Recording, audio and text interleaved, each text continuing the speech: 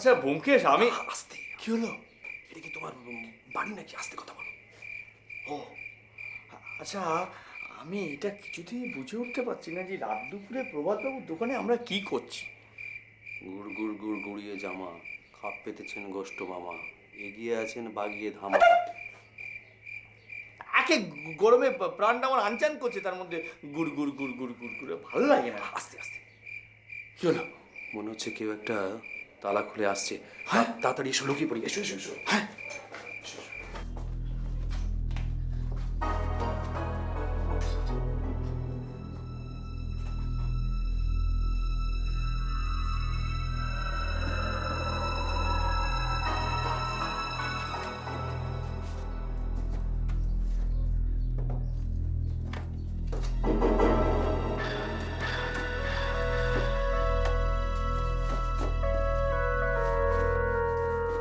এবার থলিটা আমাকে দিন।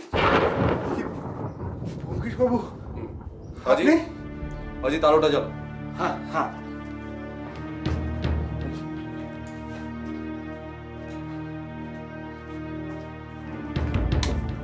আপনারা এখানে করতে গেলেন? আপনাকে থলিটা দিতে বলেছি, দেবেন? দেন দেন।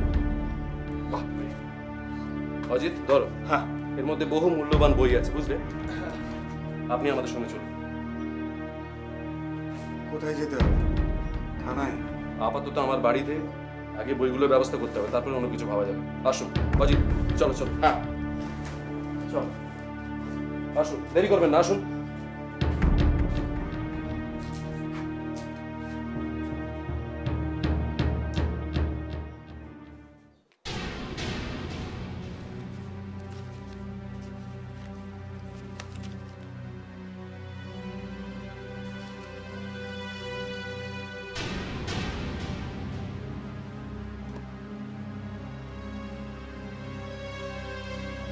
আচ্ছা প্রভাতবাবু, এসব বইগুলোতে মোট কত টাকা আছে? প্রায় 2 লাখ টাকার মতো। তার মধ্যে কিছুটা আমি খরচ করেছি। তার মানে দয়াল হরি মজুমদারকে আপনি যে টাকা দিয়েছিলেন সেটা ছাড়াও কিছু খরচ করেছেন? হ্যাঁ, করেছি। 14-15 হাজার টাকার মতো।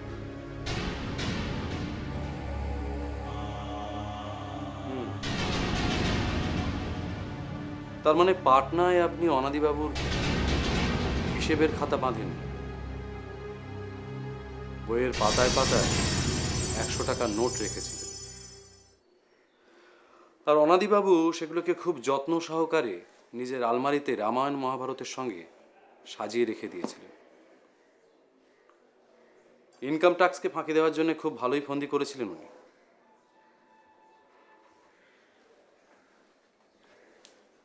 আচ্ছা প্রভাতবাবু, আপনি কি এইসব বইগুলোর জন্যেই অনাদি হালদারকে খুন করেছেন? না ব্যোমকেশ বাবু, তাহলে শিউলির সঙ্গে আপনার সম্পর্ক ভেঙে দিয়ে উনি নিজে তার সঙ্গে সম্পর্ক স্থাপন করেছিলেন বলে? হ্যাঁ, এই কথাটা ঠিক। শিউলির বাবাকে অনাদি হালদার 5,000 টাকা দিয়ে রাজি করিয়েছিল।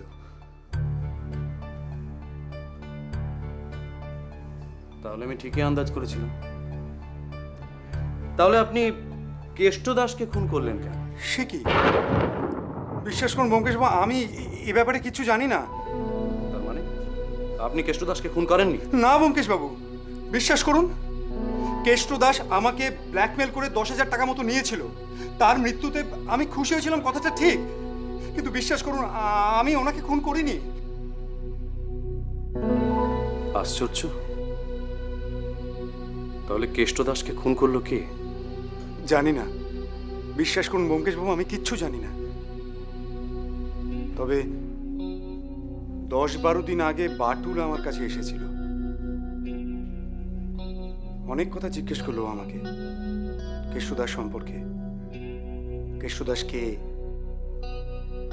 অনাদিবাবু যে হত্যা হয়েছে সে সম্বন্ধে ও কতটা জানে, এ ধরনের অনেক প্রশ্ন।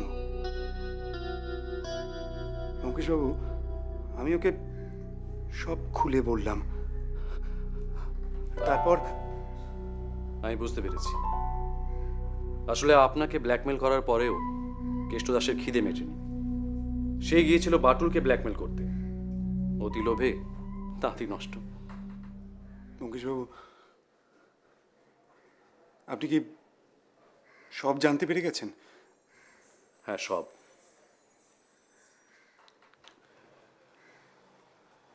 যেমন সেদিন রাত্রে আপনি যখন নতুন বাড়িতে ঢুকেছিলেন, তখন সেখানে অনেক আগে থেকেই বাটুল রাইফেল নিয়ে উপস্থিত ছিল। আপনি একটা তক্তা নিয়ে নতুন বাড়ির ছাদ থেকে পুরনো বাড়ির ছাদে ওঠেন। সেখানে দরজা ধাক্কাতে থাকেন, তার ফলে ছিটকিনিটা আলগা হয়ে যায়। আপনি তারপর বাড়ির মধ্যে প্রবেশ করেন। তারপর পেছন থেকে অনাদি হালদারকে গুলি করেন।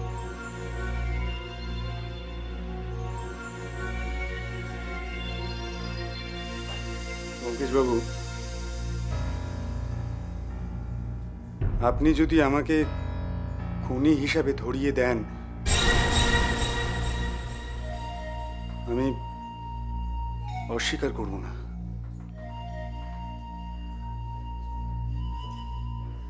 কাল 15ই অগস্ট, আমাদের দেশের স্বাধীনতা দিবস। এরকম দিনে অনেক সভ্য দেশেই বন্দীদের মুক্তি দেওয়া হয়। আপনাকেও না হয় দেওয়া হবে, তবে কিছু শাস্তি আপনাকে পেতেই হবে। কি শাস্তি? আপনি বলুন আমাকে, আমি সব শাস্তি মাথা পেতে নিতে রাজি আছি ব্যোমকেশবাবু। বেশ, প্রথম শাস্তি, আপনি আমার চোখের সামনে এই সমস্ত নোটগুলো আগুন দিয়ে জ্বালিয়ে ফেলবেন। আর দ্বিতীয়ত, আপনাকে আপনার পিতৃ পরিচয় জানতে হবে। আমার পিতৃ পরিচয় জানতে হবে? তার মানে? হ্যাঁ প্রভাতবাবু, আপনার পিতার নাম অনাদি হালদার। অনাদি হালদার?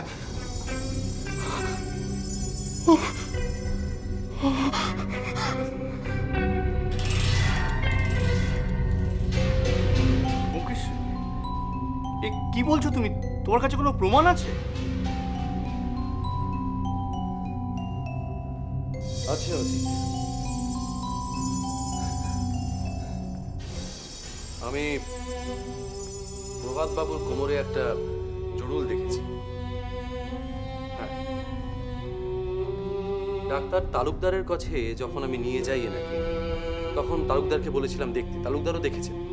তোমার মনে আছে যে অনাদি হালদারেরও এরকম একটা জড়ুল আছে?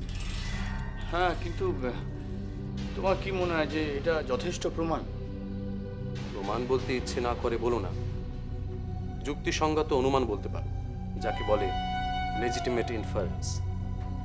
ভেবে দেখো, হঠাৎ উনি কেন পাটনা যেতে গেলেন, বা দপ্তরির পুত্রকে কেন দত্তক নিতে গেলেন?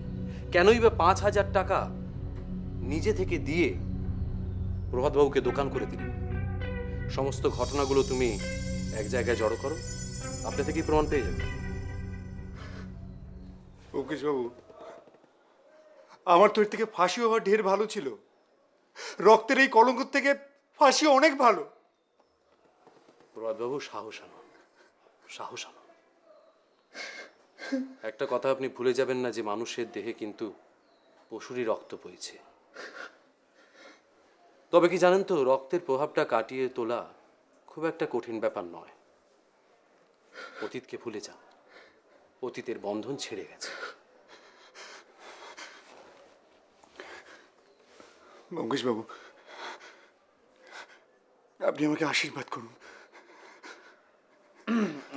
ব্যোমকেশ, তাহলে আমি বরং পুটিরামকে বলি যাতে ও ওই নোটগুলো পড়াবার ব্যবস্থা করে। হ্যাঁ, তুমি তাই করো।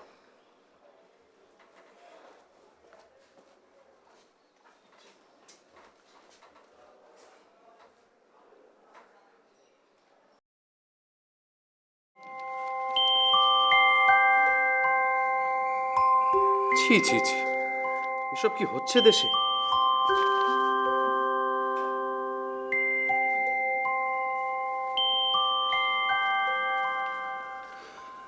আবার কি হলো ব্যোমকেশ? কি বেরিয়েছে কাগজে? আর নতুন কি, এই আজকালকার খবর কাগজগুলো পড়লেই বোঝা যায় যে এই পৃথিবীটা আর প্রকৃতিস্থ নেই। পৃথিবীর আর দোষ কি বলো? চারিদিকে যা সব হচ্ছে, ভূমিকম্প, জলোচ্ছ্বাস, অতিবৃষ্টি, অনাবৃষ্টি, কি আর করবে বলো? আসলে পৃথিবীতে মানুষের সংখ্যা এত বেড়ে যাচ্ছে বলেই বোধহয় কারোর প্রাণে কোনো শান্তি নেই। এইটা তুমি ঠিক কথা বলেছো। যেখানে এত ঠাসাঠাসি গাদাগাদি, সেখানে আর শান্তি কোথা থেকে আসবে বলো? আরে যাচ্ছ কোথায়? শুনে যাও। তোমরা যদি চাও তাহলে আমি একটা বেশ গুরুত্বপূর্ণ আলোচনা করতে পারি। কি গো? বিষয়টা হচ্ছে, কেয়াতলায় আমি একটা 3.5 কাঠার জমির খোঁজ পেয়েছি। তা তোমরা যদি চাও তো আমি সেই ব্যাপারে আলোচনা এগিয়ে নিতে পারি। এক্ষুনি দেখো, এতে আবার আলোচনার কি আছে? আমরা কি সারা জীবন এরকম ভাড়া বাড়িতেই কাটিয়ে দেবো নাকি? বলছিলাম, আমি একটা বিষয়ে কথা বলতে পারি? বলুন। কি কথা মহাশয়? না মানে, তুমি তো আমার সামর্থ্যের কথা জানো। এমন একটা কিছু করে বসো না যাতে আমার কাছে সেটা অসম্ভব হয়ে ওঠে। আরে না না। আর একটা কথা, আমি কিন্তু বাপু ওই বাড়ি তৈরি তদারকি করতে পারবো না। সে অনেক ঝুট ঝামেলা আমার জানা আছে বাপু। আহা ব্যোমকেশ, সেসব ব্যবস্থা হয়ে যাবে। এই সত্যবতী, তুমি বসো তো। সে তো জানাই আছে। তবে ঠাকুরপো তো আছে, বাড়ির দেখাশোনা বেশ ভালোভাবেই হবে। হ্যাঁ। বাহ! আর ঠাকুরপুর ব্যবসাটা, সেটা কি লাটে উঠবে? আহা সেটাও হবে। ও তো নিয়ে তুমি ভাবছো কেন? ও, সেটাও হবে? হ্যাঁ। হলেই ভালো। তবে একটা ব্যাপার কিন্তু আমি দীর্ঘদিন থেকে নজর করছি, যে এই জবে থেকে তুমি এই প্রকাশনার দায়িত্ব নিয়েছো, মা লক্ষ্মীর কৃপা পাচ্ছ এটা ঠিকই, কিন্তু মা সরস্বতীর দিকে তুমি কিন্তু নজর দিচ্ছ না। এটা কিন্তু খুব খারাপ। না না, হঠাৎ এটা তোমার মনে হলো কেন? আমার এটা অনেকদিন থেকেই মনে হয়েছিল, তবে এবার তার সঙ্গে যোগ দিয়েছেন তোমার পাঠককুল। তাদের চিঠি থেকে এটা স্পষ্ট বোঝা যাচ্ছে যে তোমার লেখার প্রতি তাদের অভিযোগ কিন্তু দিন দিন বাড়ছে। কেন? পাঠককুল আবার কি কি অভিযোগ আনলো? এই অজিতের ভাষা এখন সেকেলে হয়ে গেছে, চলতি ভাষা এখনো উনি আয়ত্ত করতে পারেননি, এই আধুনিক যুগেও এখনো করিতেছি খাইতেছি এসব লিখছেন। আর তাছাড়া লেখাগুলো পড়লে স্পষ্ট বোঝা যায় যে যথেষ্ট মনোযোগ সহকারে লেখাগুলো হয়নি, এই আর কি। দেখো, কাজ করলে তার সমালোচনা হবেই। এটা নিয়ে এত কিছু ভাবার আছে বলে আমার মনে হয় না। হ্যাঁ, এটা ঠিক যে পাঠকরা তাদের অভিযোগ জানিয়েছেন, অভিমত জানিয়েছেন। আমিও নিজেকে সেইভাবে শোধরাবার চেষ্টা করব। আচ্ছা, তোমাদের এই সাহিত্য আলোচনা একটু থামাও তো। ঠাকুরপো, তুমি জমিটা দেখেছো? হ্যাঁ, বেশ ভালো জায়গা। তাছাড়া বেশ কিছু বাড়িও এখন হয়েছে। তোমরা ইচ্ছা করলেই ওখানে বাড়ি করে থাকতে পারো। তাহলে আর দেরি করো না, জানো কথায় বলে শুভস্য শীঘ্রম। আমার বলে কবে থেকে দক্ষিণ কলকাতায় একটা বাড়ি করে থাকার শখ। এখন সবকিছু ভালোই ভালোই মিটলে হয়। এখন তো বলেও বিপদে পড়লাম গো। হ্যাঁ, ঠেলা সামলাও। বিষয়টা হচ্ছে যে আমি তো এখন একটু বেরোবো, তা আমাকে একটু জল খাবার ব্যবস্থা করো অন্তত। চলো, খেতে দিচ্ছি। চলো। এই শোনো, এই চাগুলো ঠান্ডা হয়ে গেছে, একটু নিয়ে যাও। জল খাবারের পরে আরেক কাপ করে দিও।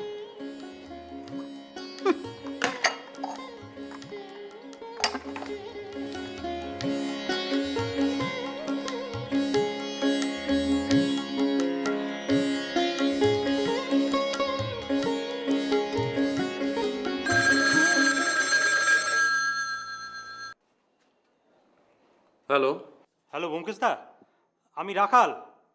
হ্যাঁ, নেতাজি হাসপাতাল থেকে বলছি। একবার আসবেন? হ্যাঁ, কি ব্যাপার? Attempt to murder.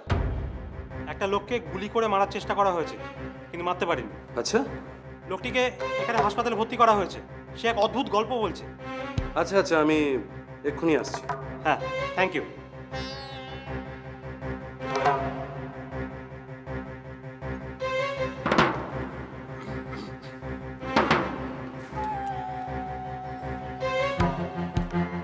এই যে রাখাল। আরে ব্যোমকেশ দা এসছেন? হ্যাঁ, আরে আরে শোনো শোনো, আরে ভেতরে ঢোকার আগে একবার ঘটনাটা আমাকে খুলে বলো। ও হ্যাঁ, বলছি।